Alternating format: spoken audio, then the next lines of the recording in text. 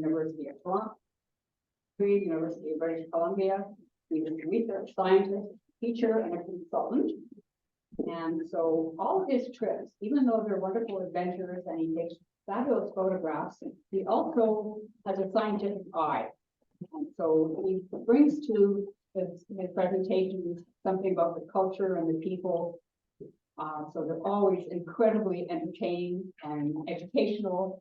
And this one tonight is on the Pantanal, the Wondrous wetland. The Pantanal in Brazil is the world's largest tropical wetland. And David and Noreen went there in part to look for the wonderful wildlife that is just unique to that region. Giant anteaters, and they are giant. Giant river otters, and they're giant. The tapir, they have marsh deer, and what did I miss? Jaguar. Jaguars. That's right. The big cat, the very elusive cat, but apparently now they're not quite as elusive. At least the guides can find them.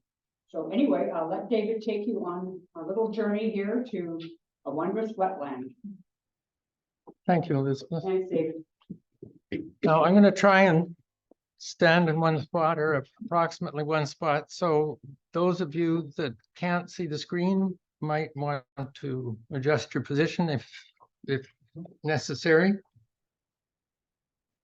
The Pantanal is really an amazing place, and we've wanted to go there for quite a number of years. And back in 2019, we were on our way back from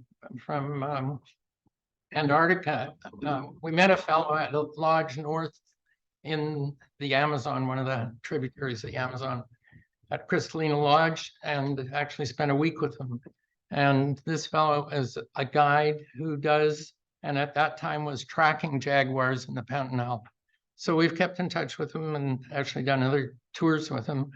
And we had asked him what would be the best tour to go and see jaguars in the Pantanal, because that was the object of this particular trip. And this fellow, Diogo, he thought about it for a while, and then he said, the best one is with Cheeseman Ecological Tours, or safaris, as they call it.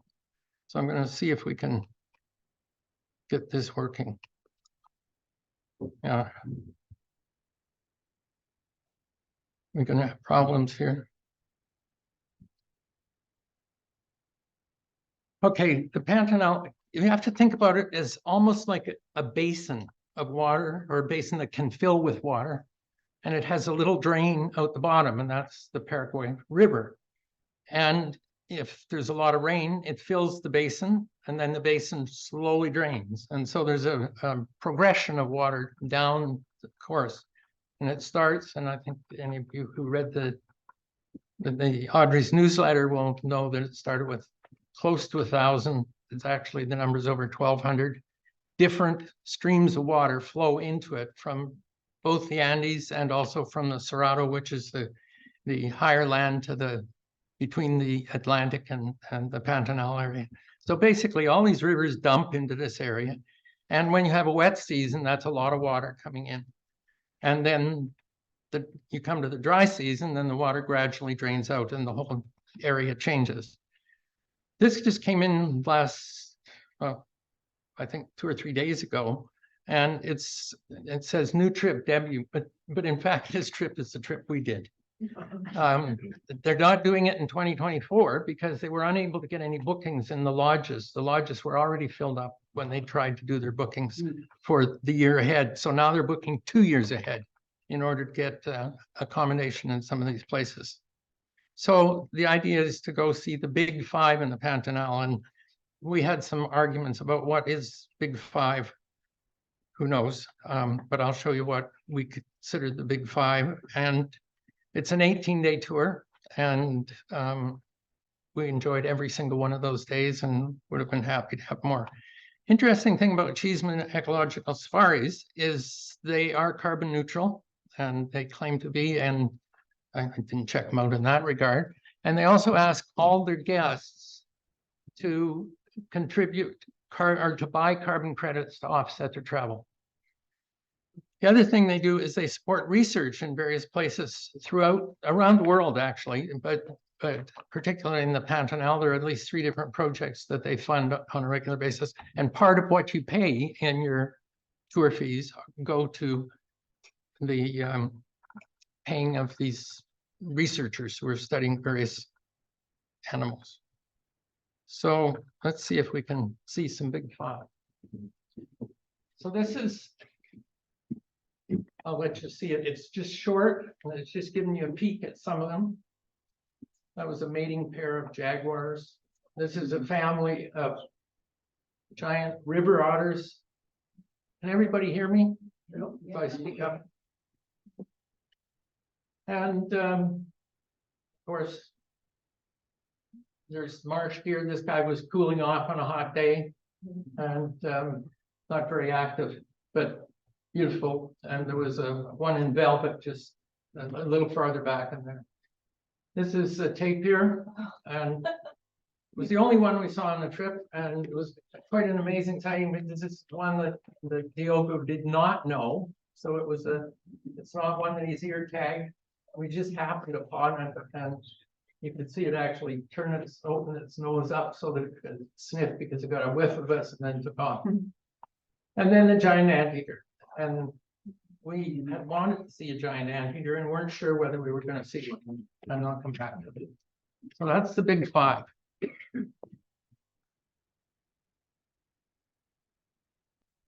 Being a large wetland, as I said, it's really huge. And these are the actual numbers, 42 million acres. That's sizable.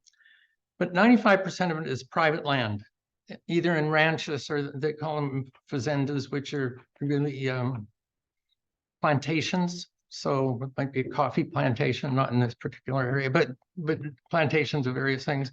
And some of them are actually set up as ecotourism areas. Lots of plants and animals, some of which aren't seen in other places. And that's because of the unique nature of this particular habitat. So we flew from Vancouver to Mexico City, and then Mexico City on down to Sao Paulo, Brazil. Now, previous time we went to Sao Paulo and into the Amazon basin, we flew to Toronto and back. And if you think about Toronto, flying to Toronto and then down to Brazil, it's 2 sides of a triangle. The Miami look, or the Mexico City flight looked more direct. And in many ways, it was very direct and convenient. Although, what was it, the 737 MAX that we flew on? The most uncomfortable seats on a plane I have ever been on, going down to Mexico City. So we spent 2 nights in Sao Paulo, and that was basically, we knew we'd be early mornings. And I think in the Pantanal area, about 3 hours ahead of us. And so a couple of day recovery from a travel is a good idea.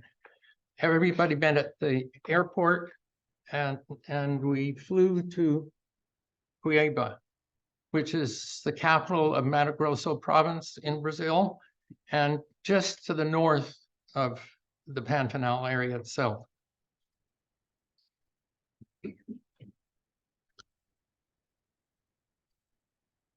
Now, this is an interesting bit of information. Although the Pantanal floods, a lot of it doesn't flood very deep, but you'll find patches of vegetation, like small forest patches, that are just slightly elevated, and sometimes that's just enough to get the trees to grow. If there's too much water, the roots, essentially the trees will not grow. This particular one is showing some of these large lily pads. So January is the wettest, June is the driest, and you have a seasonal fluctuation in the rainfall. And with it, you get this flooding and then draining of the Pantanal basin. This is some data from 2019 and 2020, and you'll notice in 2019 there was the gray bars are the monthly rainfall averages. The blue bars are what actually happened in 2019. And what happens when it floods? You all know, when it doesn't flood, you get this, huge fires. And the consequence of those fires is devastation in some areas.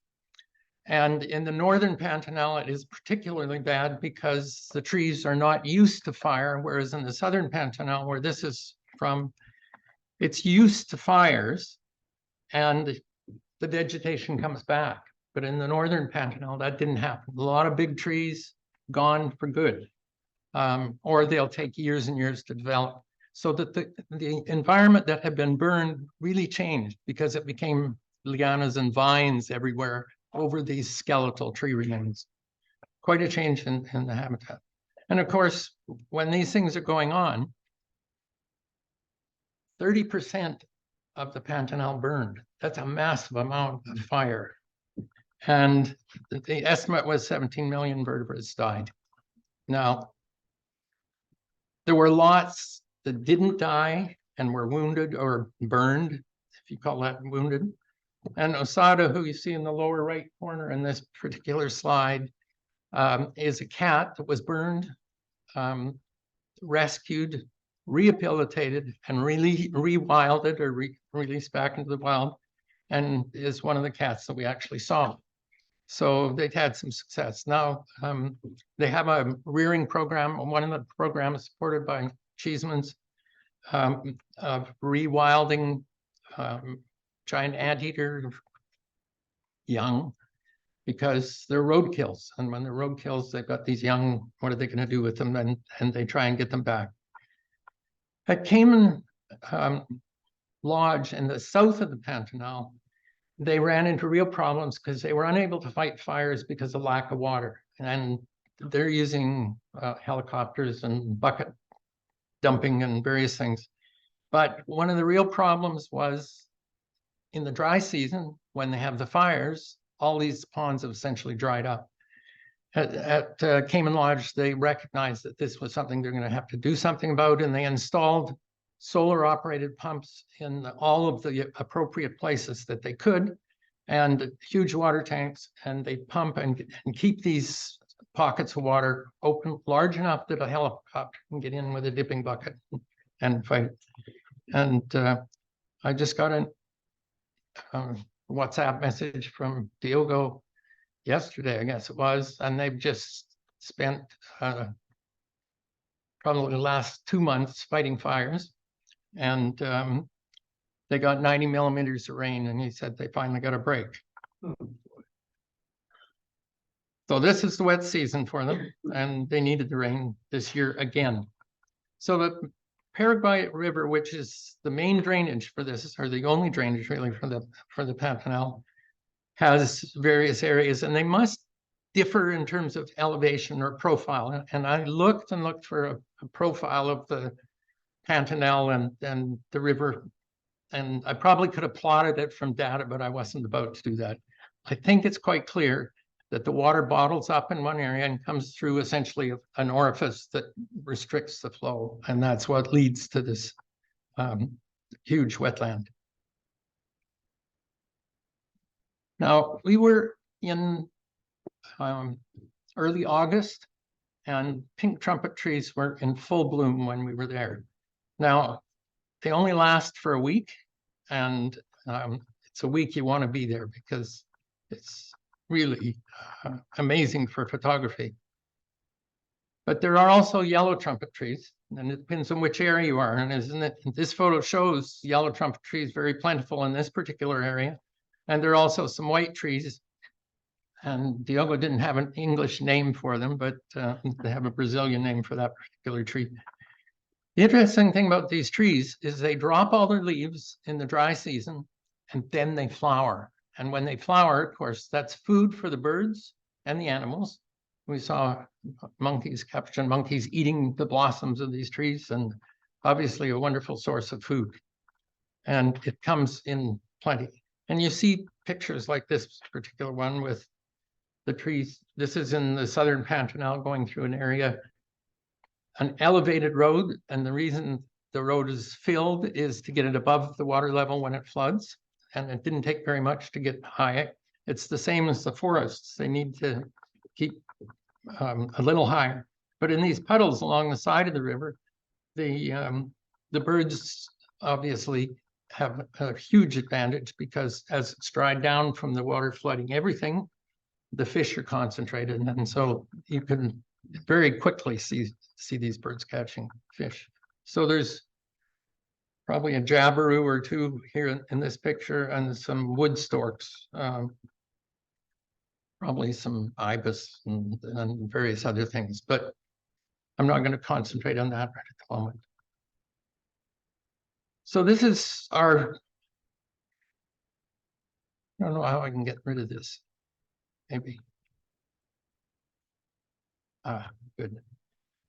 So this is the route that we took. Flew to Cueva, went to a Brazilian barbecue near the airport in Cueva, had lunch, and then drove south. And we're driving south on the Pantanal, which is a road built across the Pantanal. It was started by a president a number of years back, and they gave up because they couldn't do it. It was simply an impossible task. But the road goes partway, as far as Port of Joffre. And when, at the entrance to the highway, most of these pictures were taken just very close to it. So you'll see there is grassland where there's elevation and then such, and you see the greater area. The picture in the upper center, oh shoot, went backwards. I'll try that. In the upper center was taken farther down the road, but these are people standing in the water hyacinths and fishing. And I sure wouldn't be doing that, because in the water hyacinth and along the area are lots of Yukari caiman, and these caiman can grow up to about 18 feet, I think. They're crocodilians, and they do eat large meaty objects. So some of you may recognize the yellow-billed cardinal and the red-crested cardinal from being in Hawaii. Both those birds are introduced in Hawaii, but here they're resident. So we'll take a look at this highway, and this is the entrance and a little piece of video. So locals come and fish, some of them. Some of them stand in the water and fish, but as I said, it's not the kind of place where I would be keen to stand in the water and fish. Where the yellow dot is at the moment is a knot of caiman. And these are good sized caiman, and I think they'd be capable of chewing on your leg.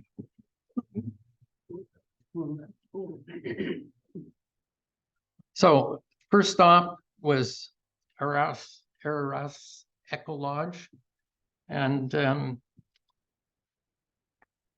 this particular picture, I just draw your attention to this little bump on the chair over here, which happens to be a ferruginous pygmy owl. We were sitting down at breakfast and came in and landed on one of the chairs, and as people came, more people came. We were early to breakfast. Well, we're birders, so we get up early. A lot of the guests aren't birders, and so they're coming in a little later, and gradually the people accumulated and the bird moved off because I think he was getting a little pushed. So there's the ferruginous pygmy owl. The breakfast and lunch are served in this thatched outdoor facility, and there's an indoor place where you have your dinners, which is in the upper left corner.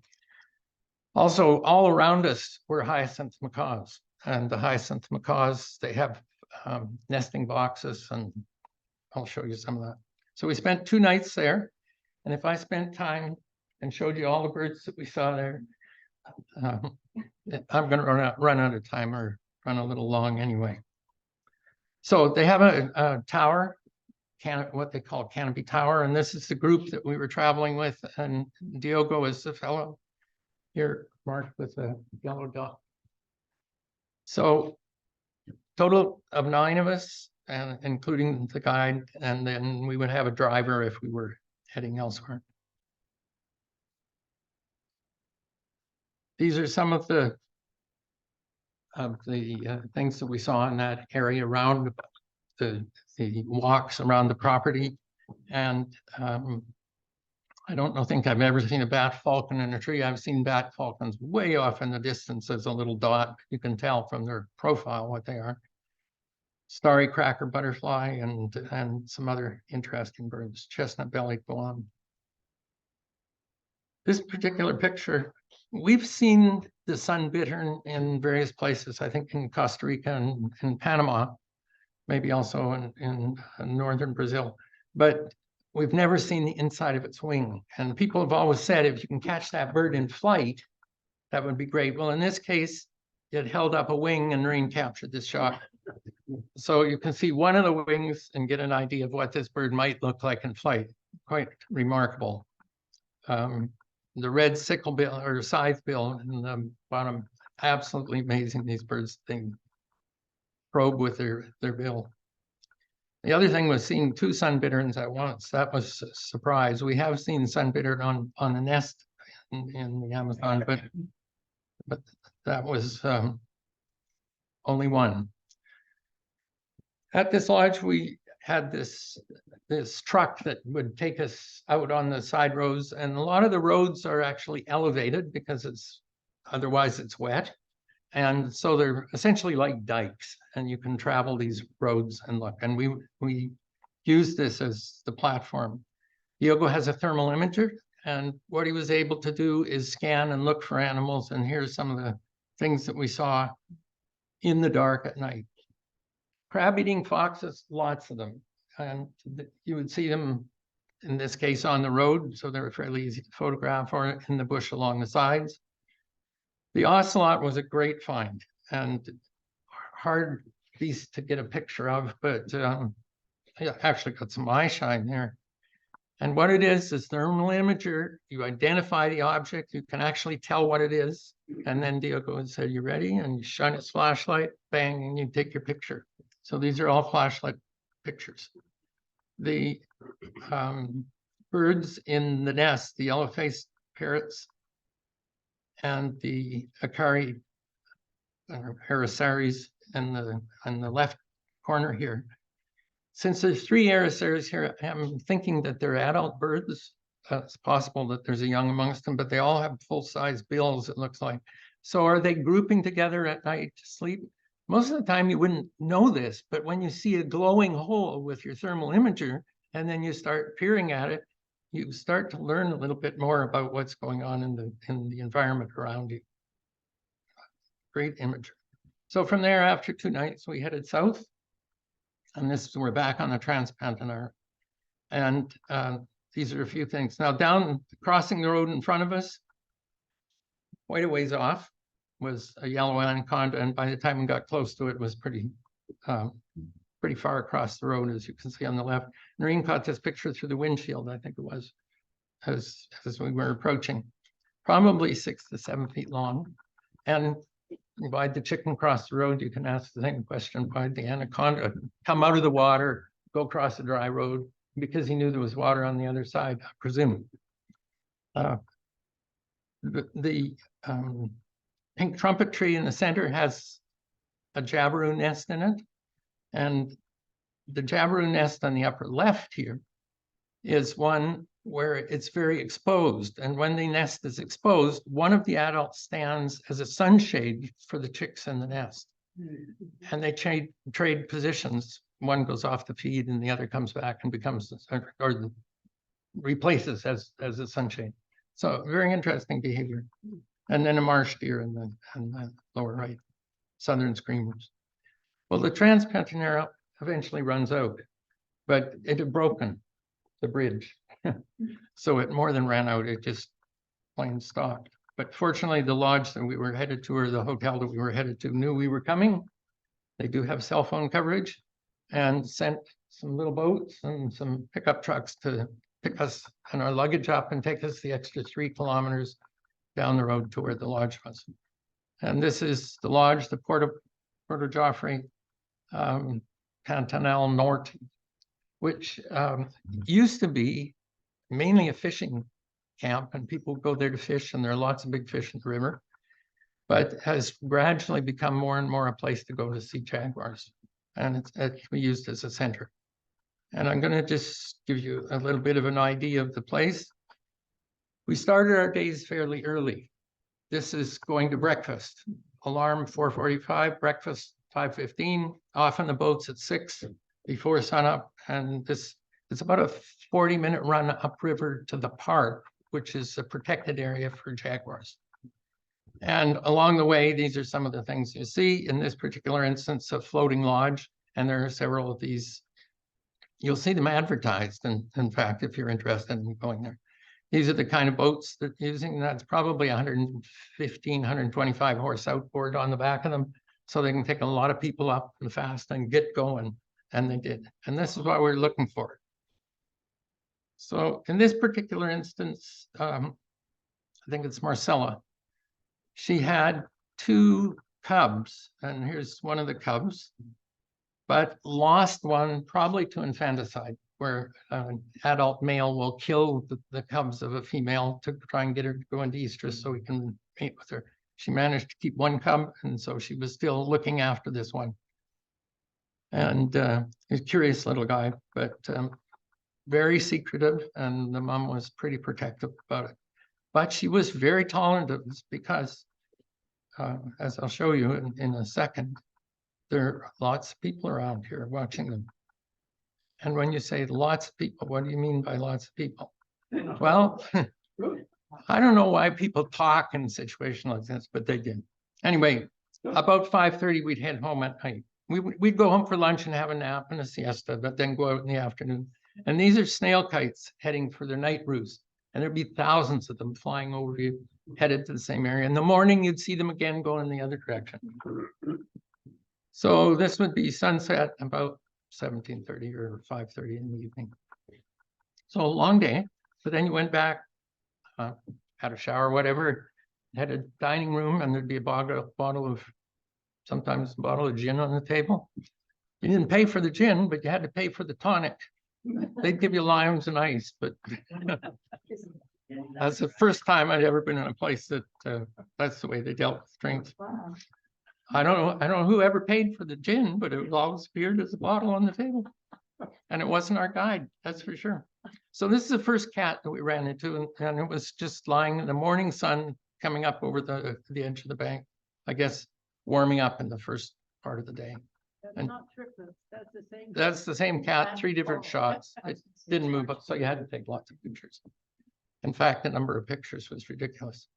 But there were lots of other people taking pictures. So the number of electrons fired at this cat was remarkable. That cat is about an 8-year-old female. So this is some of the things that we saw. The Yukari caiman, up to fairly large. This is a primary food source for these cats. I can't talk about everything, but every picture has a story. That's the problem. I'll just tell you about the black skimmer. We've seen black skimmers in various places in Africa and South America. Always wanted to see them actually fishing, the way they fish with their lower bill in the water and going along. Oops, we got forward. We did get to see them, and several of them actually, and quite a few of them, but never did get to see them actually catch a fish. That would be the real thing, to capture that instant when they hit a fish and snap their bill and take off with it. This is a collection of the cats that we saw in the area of the Pantanal and the relationships between them. Basada in the upper left is a collared male, and he's the one that was in the fire, burnt in the fire, and then rehabilitated and released. Tai was the first cat we saw, about an 8-year-old female. And we saw her offspring, which was also an independent female at that age. One unknown cat in the lower left. And Patricia, who was probably the matriarch in this group, we didn't get much of a picture because she had a huge caiman, probably as big as she was, as long as she was anyway. And she was hauling it into the bush, and she was not going to appear because she had food for probably several days. And Wondrous is the one that I showed you with cub. And then this is the 3-month-old cub And Marcella, I'll show you some footage of later on. This is Osada, the colored male with the injured eye. He got into a scrap the day we first saw him, and it was still bloody. And he wondered how he was going to make out and whether the eye was going to be actually damaged. But 3 days later, we saw him again, and the eye was looking pretty good. Looked like the wound was above the eye, and in fact, fully open, and he was back to patrolling. So this is Marcella, and part of the reason I'm going to show you this sequence, and it goes on a little long, I'm going to step back, there's a couple of stories with it. She's just about a 2-year-old. So this will be her first real year of hunting on her own without a parent, because they usually spend almost 2 years or close to 2 years with their mother before they become independent. And we followed her for two and a half hours at least, as she worked the bank, going down the river looking for caiman, not successfully. You always hope you'll see an opportunity. I've seen photographs of a jaguar jumping off a bank onto a huge caiman and kill it. And how did the jaguars kill the caiman? They bite right through the skull of the caiman, kill it. In fact, that's how these jaguars kill their prey, is by crushing blow to the skull. They have the strongest jaw of any of the cats. I think that's what I read. Here she comes. So this is chasing a bird, racing down the beach. And Noreen was fortunate in that she was shooting stills. I was shooting video in this particular instance. And these are Noreen's stills of the cat coming towards you. And just a few of the stills from that sequence. And you get the motion, the action. Wow, look at that. Yes. How hot is it getting during the day? Probably high 70s. What? Daytime temperature, something like that. It wasn't super hot. Yeah. There were days when it was hotter, depending on where you were, but along the water, it was not hot. We were happy in the morning to have something to get out of the wind. Yeah. So that's the end of her run.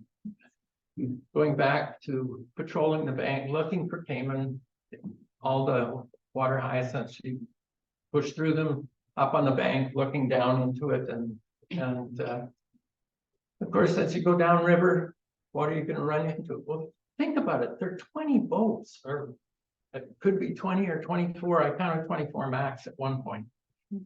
Just coming along, drifting along beside you as you fish, or as not fish, but as you're hunting. They don't pay much attention to it. Do they interfere with their ability to hunt? I don't know. Possibly, but there's got to be something done about that. And I think people are talking about regulating the process of tourism, because it's really wild cowboy country in there. But if you got a really good boat driver, and we did, and a good guide, they can plan on where the jaguar is going to be next, and they'll be in the right spot when the right things happen. And that's where we were when that Marcella raced across that sandbank, because we were the only boat there. This is the reason she's getting a little hesitant, but she didn't stop. This is the bow of one of those floating hotels. And there were people on the deck up above at hotels, great views, looking down on this whole operation. And these are the other boats, because we scooted out and around. And I'll just give you a look back. You can see she comes out the other side, carries on down the bank. So it's quite remarkable. This is a cat whose mother was reared during a time when there were boats around. And then she was reared at the time when there are boats around. So these are acclimated animals, and they continue to thrive. So is it good or bad? Oh, shoot. Don't think you want that. Clicked on the wrong thing. Anyway, the Marcella sequence, the 2.5 hours, we had to head back because we had a plane to catch. And we were. I think you stopped sharing. Can you share again? Just a second. come on. It's not coming up, screen sharing, Jim. Ah, Make the screen a little smaller. I can't find anything on the screen. Let me do this. There you can see it now.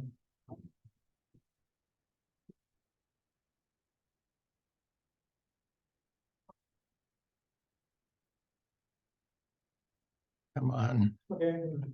No, it's Getting closer. getting closer. Just a sec. Come back.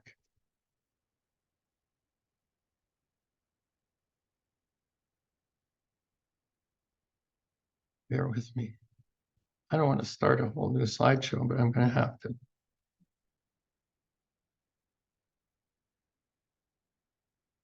Okay, Perfect. it's working. Okay. Sorry, it's my twitch. I twitch and I double click things that should only have one click, and those sort of things happen. It's called a tremor.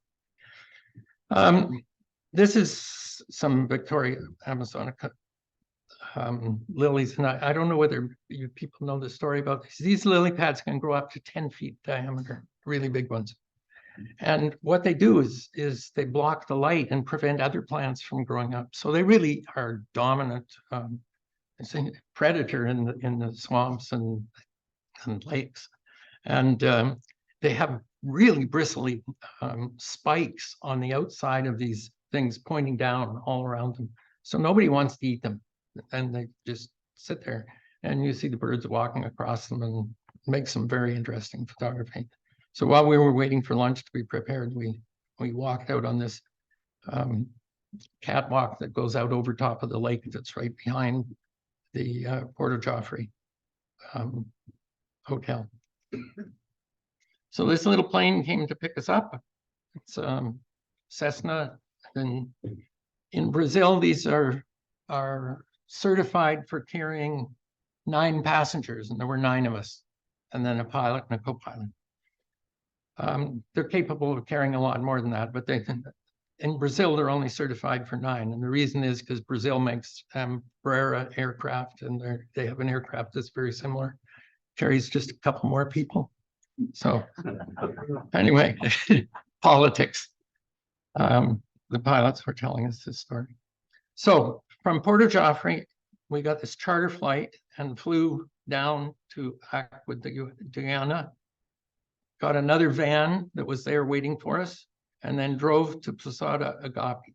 And so I'll take you to Posada Agape. But first, I want to show you what we saw flying over the Pantanal. This is the areas that you see. You'll see these green areas. And unfortunately, it was cloudy where we took off in the northern Pantanal, and we didn't see the more forested areas. But as we got closer to the southern Pantanal, which has more ranch land in it, cleared areas and vegetation, we were able to get these photographs. So the land where the trees are growing is slightly higher elevation. All the rest would be flooded during the wet season. In this particular picture, I think we see the impact of fire on this southern part of the Pantanal. And if you look at this and think about it, what's different between the road that runs through sort of north to south or top to bottom in this picture?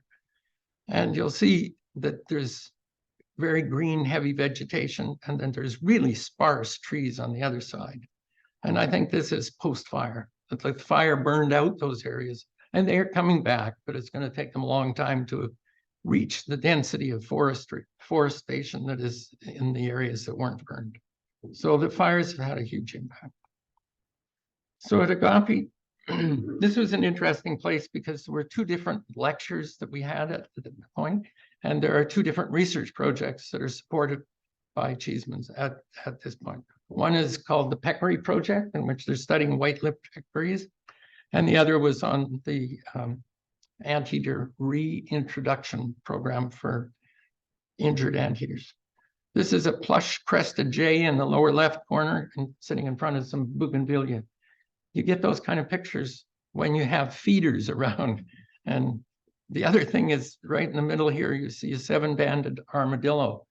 Hard to see normally. This guy walked through under your table while you were eating. He was very used to the presence of people. He just totally ignored you. He was looking for the food that they were putting out to feed the birds. And in this particular picture, they're setting up a camera for the peccary project, and I'll explain a little bit of that later.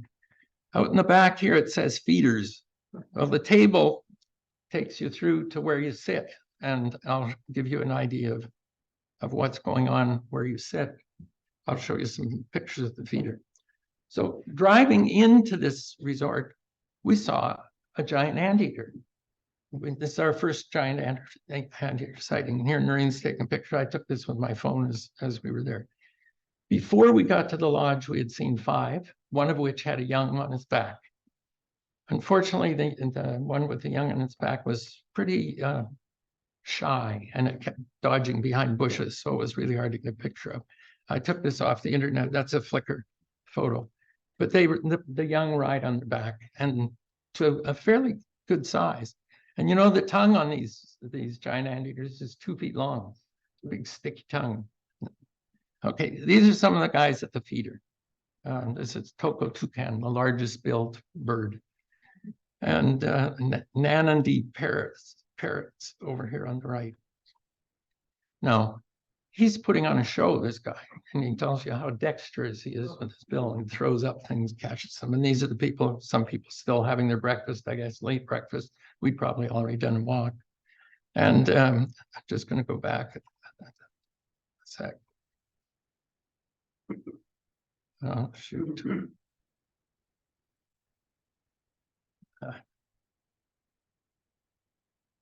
Okay, we'll do this.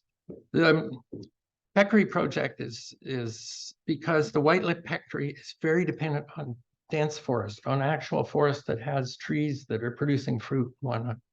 The collared peccary, which is one you see in Arizona and various places like that, not quite the same. It's a little more tolerant around people, not so with these guys. Oh, come on.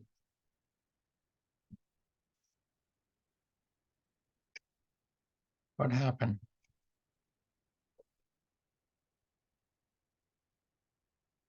Oh.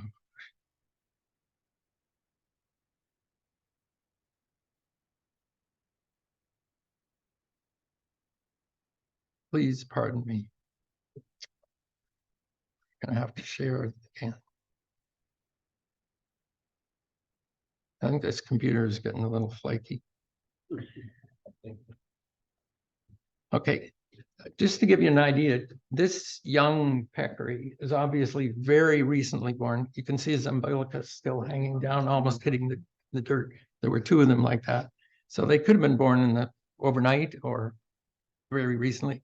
And they pack along with the pack and move it.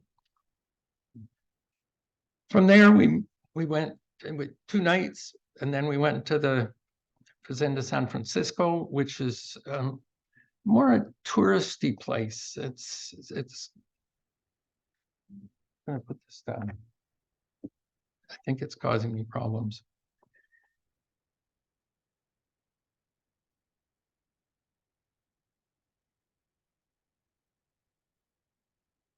And the truck on the lower left is the one we used to go around daytime and nighttime looking for various things. And these are some of the things that we saw at the area. I actually got a good picture of a reasonably good picture of an ocelot. And if you're interested in photography, that picture was taken in an ISO of 12,800, pitch black with a flashlight. Turned out not too badly, and that's using topaz. And you'll see owls, the barn owl and the burrowing owl, both of which we see here. But I want to draw your attention to the solitary black cacique on the right. Caciques are a group of birds that are colonial, and there's the yellow-rumped and red-rumped caciques, and they tend to be colonial birds. And so you'll see a tree, and it'll be just full of nests of these birds, and there's a lot of chatter and squawking and whatnot. But solitary black caciques are that. They're solitary single birds. And they build their nests out of horsehair fungus. So they've got to collect fungus. And I think it'd be hard for a whole colony to collect enough horsehair fungus, even for one bird to collect enough to build one of these nests and weave it, because these are woven nests. And the horsehair fungus is hydrophobic and it sheds water. Really amazing. I'd never heard of a mojita, but there were 3 different species, I think, that we saw in that area. And of course, lots of Hyacinth Macaws. These are really remarkable birds. And they say the way you can tell a male from a female is during breeding season, because the female is in the nest and more than the male, and the tail gets curled. And so you'll see the tail curled on one of them, and that's probably the female. Otherwise, they look identical. And I took this photo for another reason. Common putu, not a common bird to see, but at night, and stood on a post. But what it did is it reminded me to tell you a story. The Pantanal is, I think, fairly unique in the fact it is illegal to use barbed wire in fencing of the properties. If you want to fence your property, you fence it with bare wire, and you drill holes through the posts to run the wire. You don't staple it. And the whole idea is then the anteaters can walk through. They don't get snagged. Jaguars, any of these animals can go right through that. And you say, well, why don't the cows? Well, because they don't. And I guess they electrify it from time to time, because it's in putting it together in this fashion, they can put an electric charge on it and control the cattle when they put the cattle into it, and then the cattle will avoid it. So very interesting, works. And we've watched jaguars going through this fence. They don't even stop. They don't even hesitate. They just walk right through it. Same with the anteaters. So this is the last lodge that we stayed at, which is Cayman Lodge. And I took this statement at the very top: a luxury ranch operating pioneering ecotourism programs in the heart of the southern Pantanal. If you look at their website, that's what it says. And it's really true. It's a huge tract of property, privately owned. Used to be a race car driver, I think, that owns the property. And he loved to go to Africa and to see wild animals, particularly cats. And so he wanted to develop a system where you could do that in this area, and established this whole program. There's 3 different lodges. We stayed at one of the private lodges. I think we had 2 cooks and a bartender to look after the 9 of us. Anyway, plus a driver. It was very nice. So they put out our meals for breakfast and lunch and dinner, except for the first night. And the first night we went elsewhere. Now, do you get audio on this, Jim? I don't think you turned the audio on. And Sharing. So if I stop share, stop and share it.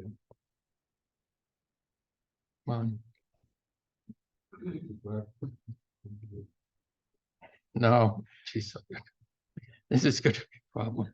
Should be an option under share. Now I've lost this, Bring up Zoom. but I can't because it won't Oh, that's good. appear again.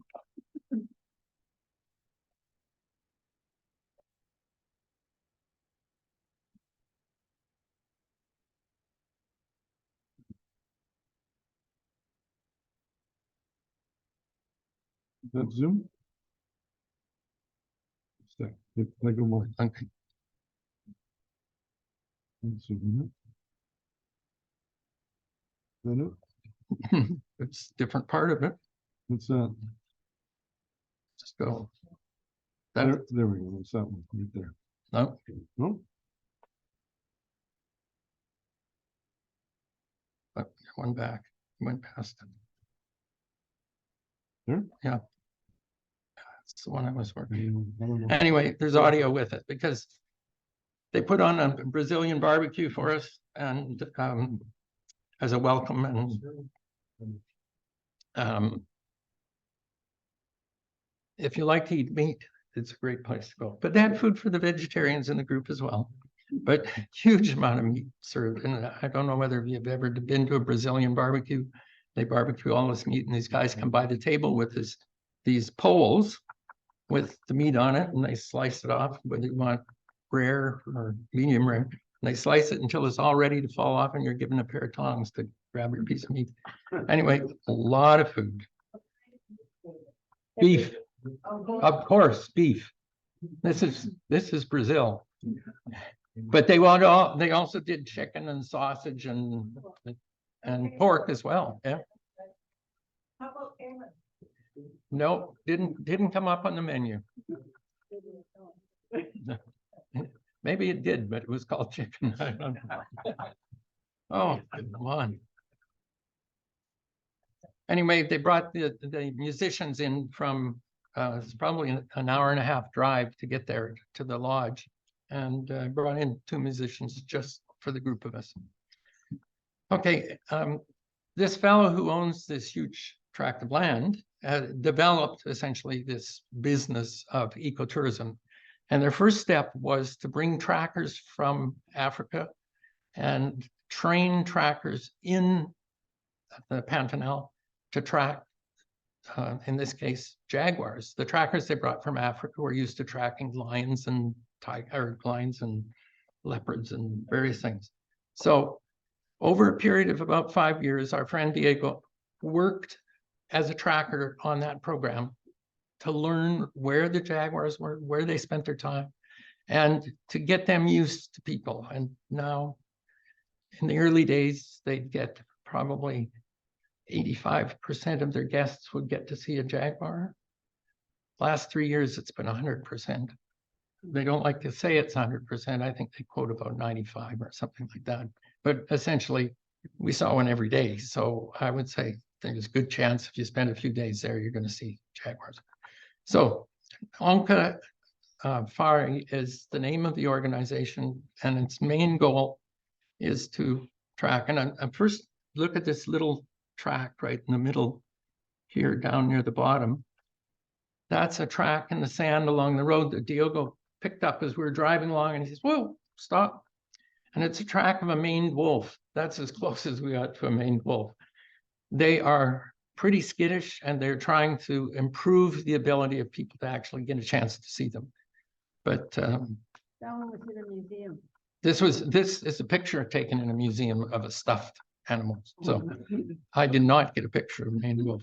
I did a little bit of Photoshop on it, so you can't see the reflections, but basically that's as close as we got to. That track was as close as we got. So the Onca group is involved in ecotourism, science, and they have some programs where they're looking at the aging and the breeding and the interrelationships between all these cats and now the maned wolf. And also they're doing a project on the tapir, and that's the one that our friend is in charge of. They're tagging tapir and tracking them with radio tagged ear tags. Education, they go to the schools and do various education programs, and they also put stuff up on the internet.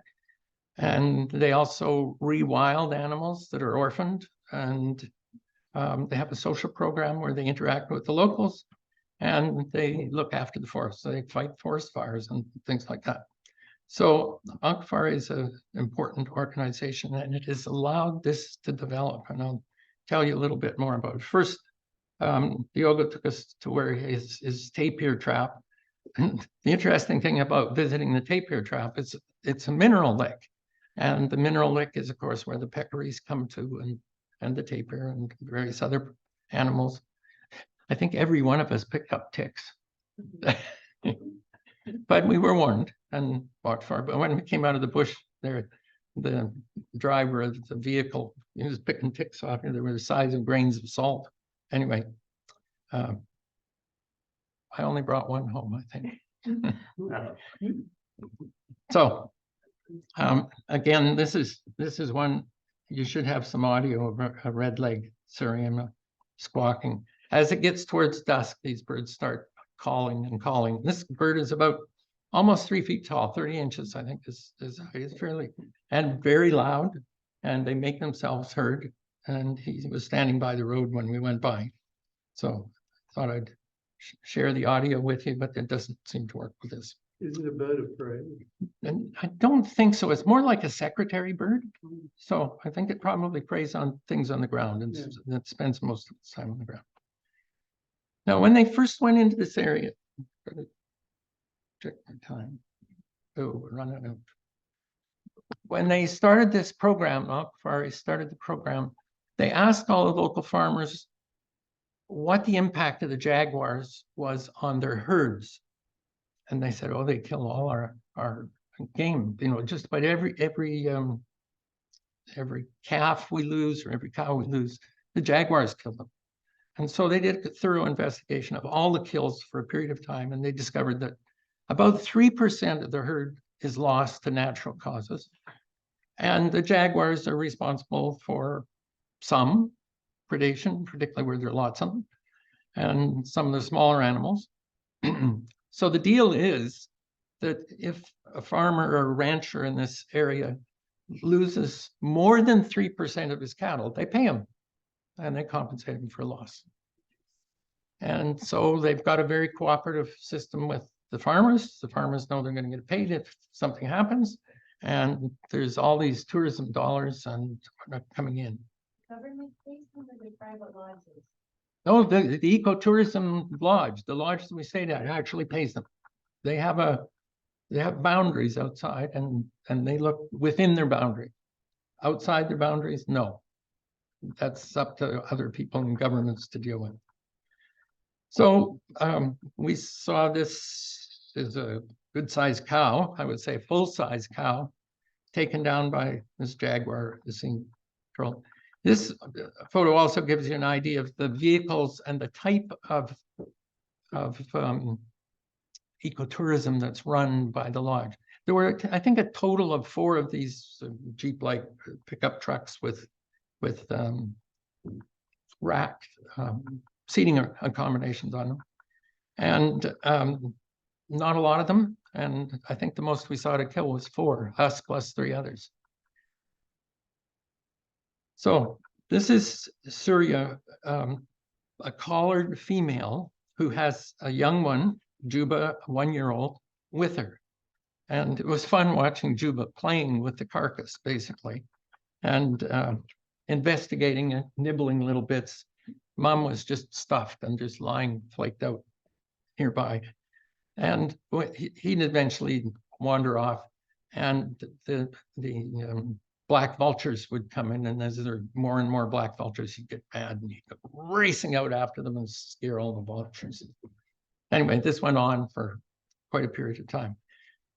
Interesting about this particular photo is I never really thought much about how animals are consumed by predators. But the jaguar starts at the neck and throat and works down. Most of the African kills that I've seen start at the back end and work forward. Interesting. But the jaguar actually kills by crushing the skull. That's how it starts. And usually, you know, it's on its back and just closes those jaws and crushes it. So this is probably the last sequence. Jafar and Farah is a female, Jafar a male, and they were mating, have a mating session. Now, I don't know whether you know that the jaguars can go on for days and up to 100 times a day. You'll be, apparently they'll be mating. We didn't see 100 events, but we spent the morning following them. Voyeurs, I guess you'd call us. And they were quite chummy at times, and then you'd occasionally get a flare up and you'd get these real snarly battles. And anyway, very interesting to be able to actually observe that from probably as far away as that wall. I mean, you know, 20, 30 feet away. These are not zoomed pictures. These are, you could take them with your phone. So we saw 225 bird species, 84 were lifers. 16 different jaguars, but jaguar sightings were probably, what, 40? Because we would see them again and again on different days, but because each jaguar has a unique pattern, you can identify each individual beast. Their fur patterns are unique. And that's why they had names, because they know the patterns of them. And there's actually a book, or I think Diego did it on the internet. He'd look at it and he'd say, oh, that's so-and-so. See this spot and circle. I don't know whether you know that jaguars have these rondelles, I guess, roundish spots, and they have black dots in the middle of them. Whereas I think it's the cheetah does not have the dots in the middle, but they have the same general shape. So these are the beasts and their behaviors and whatnot that we were very fortunate to experience. So I think I'd leave you there. Besides David, you had 3 lodges, 2 were private. What was the other lodge? It's actually more like a motel. It has multiple rooms, so you could rent a few rooms. And if you want to stay at a private lodge, you take the whole of it. Oh, And they give you a whole crew to